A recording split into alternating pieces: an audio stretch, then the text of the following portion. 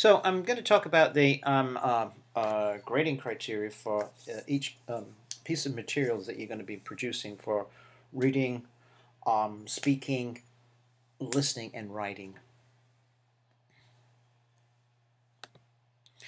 So this is going to be out of a total of 100 points, and I break that 100 points down into these particular categories: originality, presentation, Pretask, which looks at things like contextualization, and then in-task, which has a lot to do with task appropriateness, post-task, the exploitation, how do you exploit the materials and go on to another skill area. Instructions in terms of their clarity, and the suitability of the material to your intended target audience.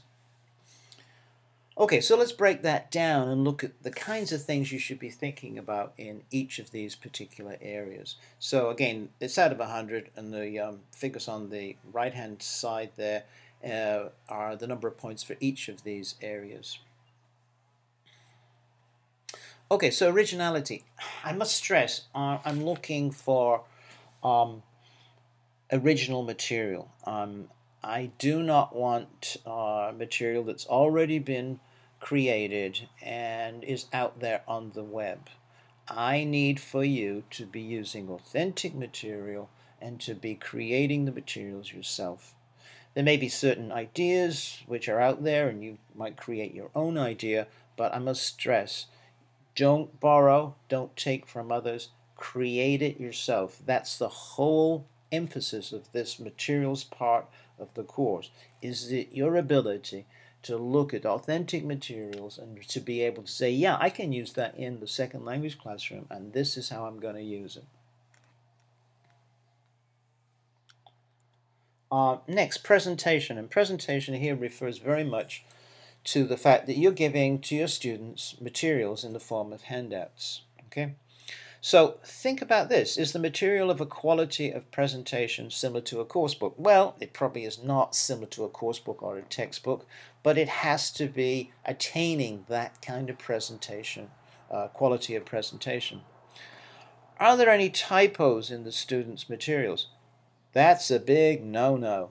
We can't have typos in the student materials. The student materials have to be perfect. They have to be edited for anything like spelling mistakes or words missed out. So give a lot of attention to the handouts you're going to give students. You might want to think about layout of the materials you're giving out. For example, it's often the case sometimes that you might have a reading on one side of a piece of paper and then activities on the other side, which means that students have to keep flipping from one side to the other. So take that into consideration in your layout. That's not a problem so much with materials you create in a Word document, because then you can afterwards you can make decisions about how you're going to print them. Okay. Think about our text font size. Is it large enough? Is it clear enough? And if you think about graphics, transparencies, I don't think anyone uses those anymore. But other graphics, easy to distinguish.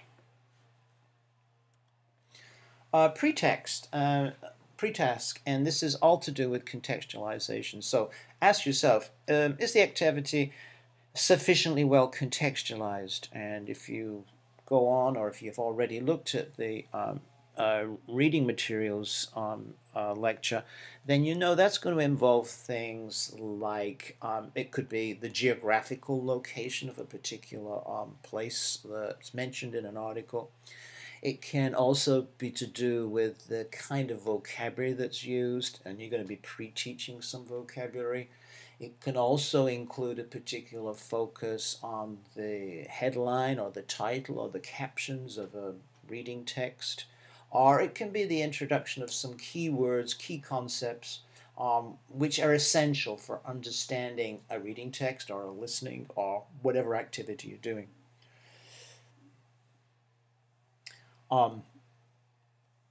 Okay, let's go on to in-task, and notice there's 30 points for this. So here are some of the things to think about. Is the task appropriate to the material? Okay, so the material may be appropriate, but are the tasks appropriate? And vice versa, the material may not be appropriate, even though the tasks are appropriate. Is the worksheet or handout? I tend to use worksheet, but I know you're probably more familiar with the word handout. Well designed to exploit the material. Are there too many or too few elements in this task? Think about some kind of optimum time limit for your activity. It could be a lesson that lasts 30 minutes to 50 minutes, or it could even be shorter. So are the particular activities, are there enough activities? And maybe there are too many, and that tends to be a tendency to over plan a particular lesson with too many activities. I'm just looking for one particular activity and particular activities that exploit it. And remember, those activities that exploit it are going to be things like a focus on form, grammar, vocabulary, and pronunciation if you're doing a listening task. Are the tasks suitably sequenced from simple to more complex? So in the reading materials, I suggested going from extensive to intensive. So extensive would be gist type questions. Well, not so much questions, but just prompts, which could be in the form of graphic organizers, and then moving from content or extensive to intensive or specific or formal features like grammar, vocabulary, pronunciation. So do tasks go from content to language, from extensive to intensive? Is there sufficient focus on the formal aspects of the text? Okay. We're looking at content first, but we're not just interested in content because this is a language learning situation. So we try to exploit it for the particular formal features that carry the particular content. So we'll be looking at something like vocabulary and looking at grammar, and if it's a listening, we'll be focusing on pronunciation. Some element that focuses on that. And remember, with grammar, let the text, whether it's spoken or written, suggest the grammar rather than imposing a grammar on the text. Ask yourself whether the pre-task has suitably prepared the learners for the language used in the in-task. Okay, you might want to go back and adjust it. You might want to go say, hey, I better pre-teach that particular word or those words. Do students need any particular skills or aptitudes to do this task? What comes to mind in a sense is a task that might involve some kind of drawing. Well, not all students like drawing. Not all students feel they can draw. So ask yourself, do your students have the aptitude to do this particular task? And just in general, is the task stressful? And that's to do maybe the content of the materials. It could be to do with the complexity or the amount of the materials. Okay, and the post-task, and what you're really doing here is exploiting what you've learned. What you've learned in the in-task is some content knowledge, and you've learned some language, whether it be vocabulary, grammar, or some pronunciation rules. How can you recycle that in a different skill area? So ask yourself in the post-task, does the post-task suitably exploit the in-task? Is the lex is another word for vocabulary, is it recycled in some way? We have to recycle vocabulary for students to be able to retain it. You have to see the same vocabulary in different contexts. Are the ideas, arguments, content recycled? We're not just going to switch contents. If it's about suicide in San Francisco, you need to connect that content knowledge with making it progress and develop into some other skill area. And that's what we need basically in a post-task is a different skill area. So if we're done reading, let's go into discussion, or let's go on to listening, or let's go on to writing. Those are the 4 skill areas. So whatever your in-task is, make sure your post-task is moving to a different skill area.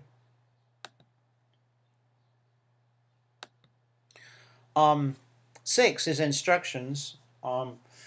Your teacher notes are going to involve instructions to other teachers, and your handout's going to involve instructions to students.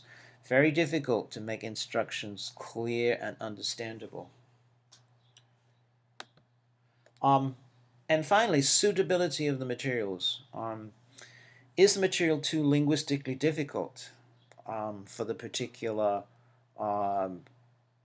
target learners you have aimed for? Or is it too linguistically easy? Is the text or the written text or spoken text too long or too specialized? Too specialized in the sense you need a very particular kind of knowledge. Is it too long that it would take up too much of class time? Is it accessible to students? And one rule of thumb here is thinking about how universal the appeal is of the particular reading or speaking task. If it's a very specialized area, you're moving into the notion of content-based approach, which would require providing and building lots of pre-knowledge. Is it worth it? Is that what you're going? Do you have a specific content-based approach? Probably not. So a rule of thumb for choosing material is think of the fact that it has some universal appeal, and that students, whatever their cultures they're coming from, will have some kind of knowledge, some way into the materials. Think about whether it's culturally loaded or culturally insensitive. Clearly, there are particular topics that not everybody wants to have to read or listen to. In the West, we spend a lot of time on talking about dating. Well, that might not be something that your conservative students from an Islamic society feel comfortable with. So think about how acceptable is the particular topic. We don't want to make the materials bland, but we have to take into consideration what potentially could be offensive. Okay, so if you do all those and follow all those particular points when you're putting your materials together, I'll be giving you a feedback sheet which will look exactly like this, the first page here, and I'll be grading according to whether you fulfill the criteria in each of these categories.